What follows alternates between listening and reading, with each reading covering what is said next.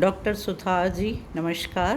नमस्कार। सर, आपने अभी तक बताया था कि इंडियन एयर फोर्स में आपकी तैयारी शुरू हो गई थी, तो कृपया आगे उस ट्रेनिंग के विषय में और बताएं।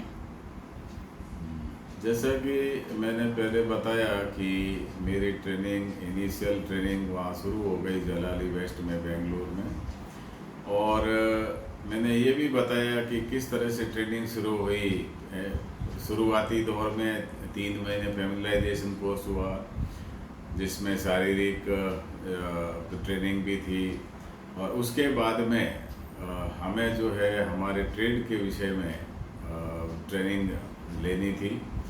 तो 6 महीने कंप्लीट करने के बाद में हमको जो है हमारे ट्रेड संबंधी ट्रेनिंग शुरू उन्होंने कर दी थी।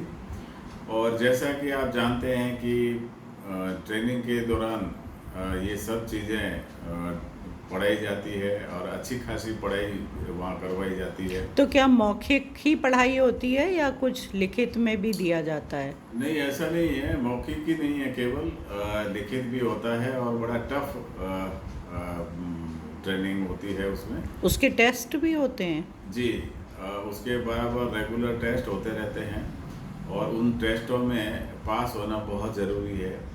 और ये सब आगे जाकर के पूरी ये जो ट्रेनिंग होती है वो एक अपने ट्रेड के हिसाब से जो जो ट्रेड्स अलग अलग ट्रेनिंग को मिलते हैं उस हिसाब से उनको सारी उस ट्रेड संबंधी जानकारी लिखित रूप से पुस्तकों के द्वारा इंस्ट्रक्टर पढ़ाते हैं। तो जब आपने बीएससी किया हुआ था तो क्या उस पढ़ाई का आपको कुछ फ़ायदा मिला इंडियन एयर फोर्स में?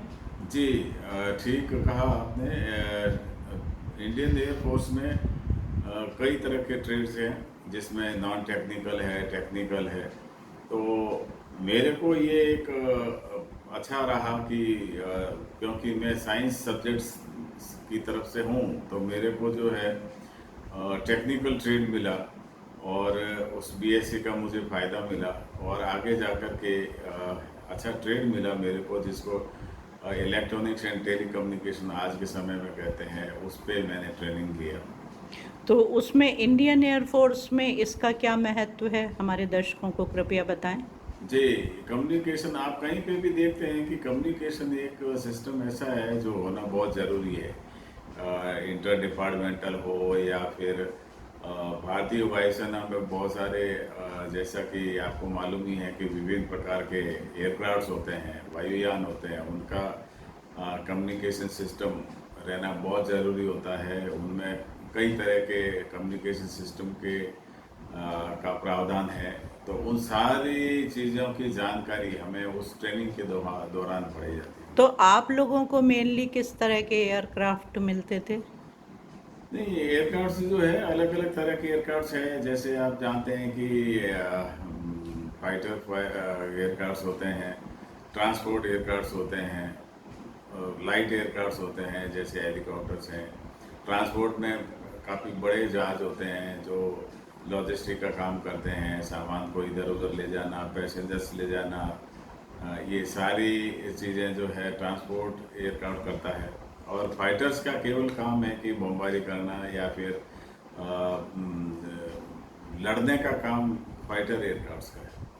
अच्छा जी, तो आपकी ये जानकारी बहुत ही अमूल्य है और बच्चों के लिए भी बहुत मूल्यवान सिद्ध होगी और एक जनरल पब्लिक के लिए भी इंडियन एयर फोर्स किस तरह से कार्य करती है, इस विषय में जो आपने जानकारी दी उसके लिए बहुत बहुत धन्यवाद।